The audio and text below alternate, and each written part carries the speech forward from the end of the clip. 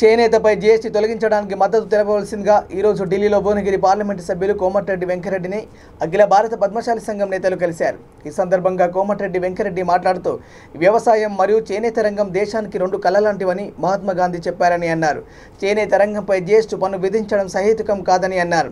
ఈ విషయంలో ప్రధానమంత్రి నరేంద్ర మోడీ, ఆర్థిక మంత్రి నిర్మలా సీతారామన్ మరియు చేనేత మంత్రి పీయూష్ గోయల్కు లేఖ రాస్తారని తెలిపారు.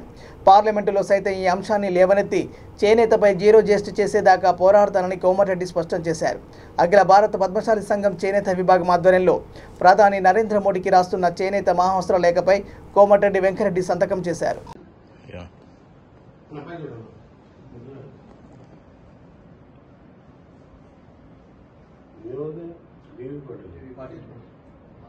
ఇది అన్నా సరే అన్న, ఇది శరద్ పవార్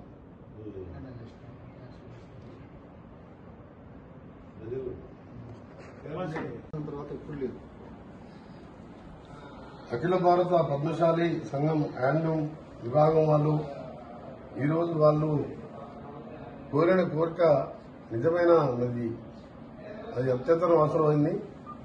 దేశంలో ఎన్నడూ లేని విధంగా ఇవాళ హ్యాండ్లూమ్ మీద 5% జీఎస్టీ పెంచడాన్ని, దాన్ని ఇంకా 12% పెంచే ప్రయత్నం చేస్తే అప్పుడు మీ అందరం ఇంప్లిమెంట్ చేస్తే దాన్ని పెండింగ్ పెట్టిండ్రు.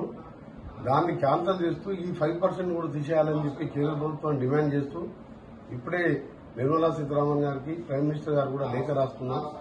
అవసరం వస్తే పార్లమెంట్లో కలుస్తాం, పార్లమెంట్లో కూడా దీన్ని లేవనెత్తుతాం. ఆ రోజు మహాత్మా గాంధీ స్వాతంత్రం వచ్చిన ఉద్యమం కానీ స్వాతంత్రం వచ్చిన రోజుతో చెప్పింది ఒకటే, రైతులు హ్యాండ్లూమ్ పద్మశాలి వర్కర్స్ దేశానికి రెండు కన్ను లాంటి వాళ్ళని. అలాంటి ఈ వ్యవస్థని కాంగ్రెస్ ప్రభుత్వం ఎన్నో ఇన్సూరెన్స్ స్కీములు కానీ ఎన్నో స్కీములు పెట్టి ఆ వర్గాన్ని ఆడుకుంది కాంగ్రెస్ పార్టీ. కానీ యూపీఏ ప్రభుత్వం ఎన్డీఏ ప్రభుత్వం వచ్చిన తర్వాత ఇక్కడ నిర్లక్ష్యం అవుతుంది. రాష్ట్ర ప్రభుత్వం కూడా బతుకమ్మ చీరల పేరు మీద సిరిసిల్ల కొన్ని ఆర్డర్ ఇచ్చి మీలో యూపీ ఇతర రాష్ట్రాల్లో తక్కువ ధరకు తీసుకొచ్చి ఇక్కడ దానికి మా ఒరిగింది ఏం లేదు. నేను గత సంవత్సరం స్మృతి ఇరానీ గారు మినిస్టర్ ఉన్నప్పుడు 8 క్లస్టర్ శాంక్షన్ చేయడం జరిగింది. నిన్ననే పీయూష్ గోయల్ గారు టెక్స్టైల్ మినిస్టర్ కలిసి